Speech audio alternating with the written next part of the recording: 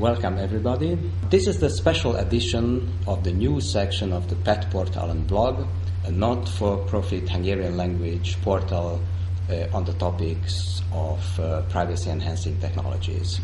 And we are preparing now a discussion with a distinguished guest, especially on the International Data Protection Day, which is the 28th of January 2010. First of all, I would like to introduce the participants of this conversation or discussion.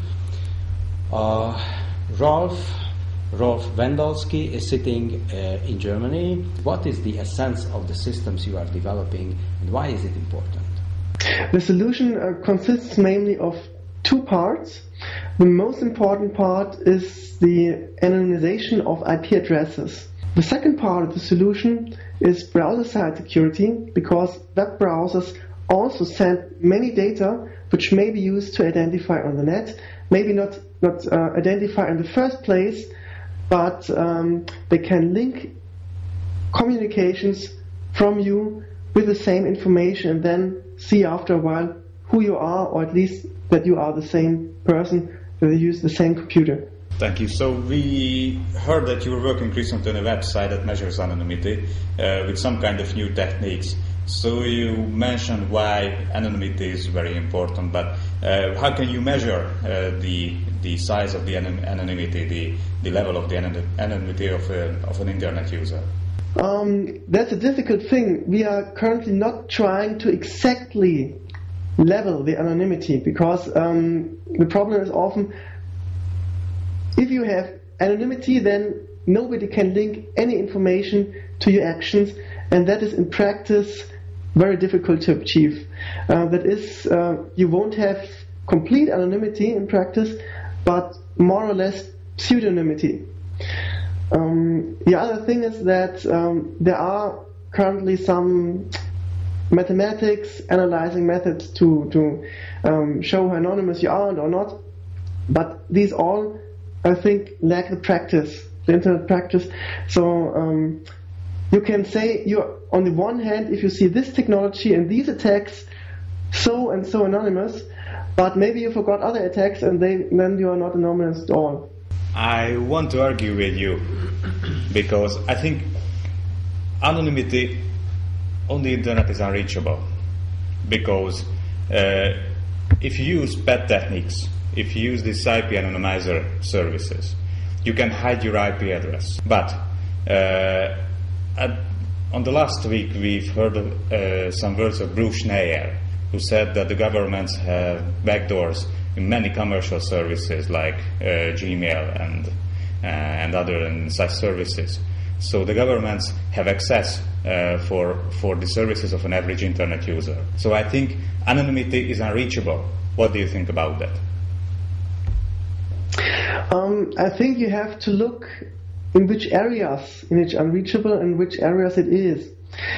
Of course, you cannot be completely anonymous. That is, hey, you stay maybe in your home, do nothing, and close the windows and something like that. It would be completely anonymous. Okay, but you're a social person, and as a social person, of course, you have to communicate. You have sometimes to give away your identity, but for me, anonymity is something that enables you to make some kind of identity management.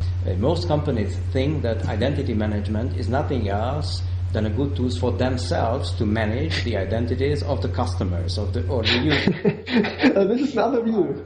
Yes.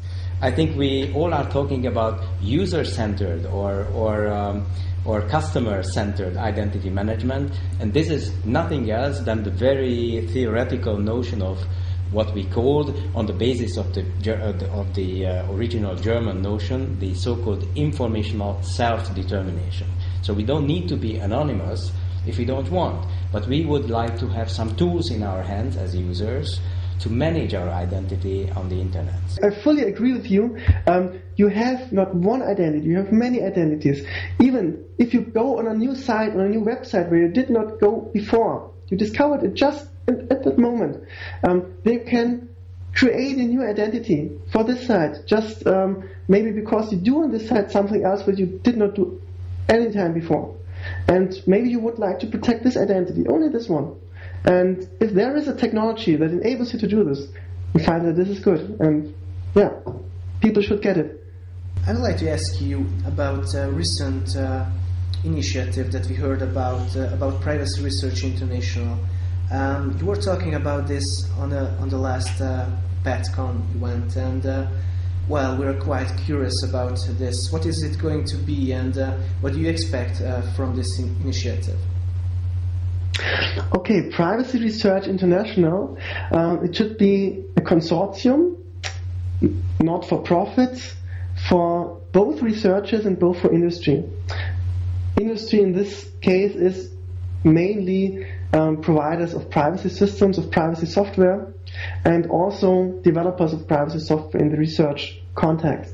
Can you tell us the nationality of the main researcher of this institute? Currently we have some preliminary partners from US and from Germany, but the consortium still has not officially started. We have a charter in a wiki where people can work on. Even you can join, other people who see this video can join the consortium, look what ideas we have, what we are doing, and help us define the charter and to bring this to start. The usage of these PET techniques is very important in Iran or China, where the internet users are in danger if they have some other opinion than their government. Honestly, we did not think about anti-censorship, which is what's maybe important for them as well, and for specific countries at the moment. But of course, I see this seems to be a very important part of this research, of this practical research, and maybe we should add to the charter. I would be glad if you just joined us, logged in, and put your idea into that, so that we can discuss it. And let me thank you to all of the participants of this discussion for your time. And the discussion itself, you were listening the special edition of the news section of the PET portal on the International Data Protection Day 2010. Goodbye. Thank you very much for the interview. It was a great thing to be with you. Bye.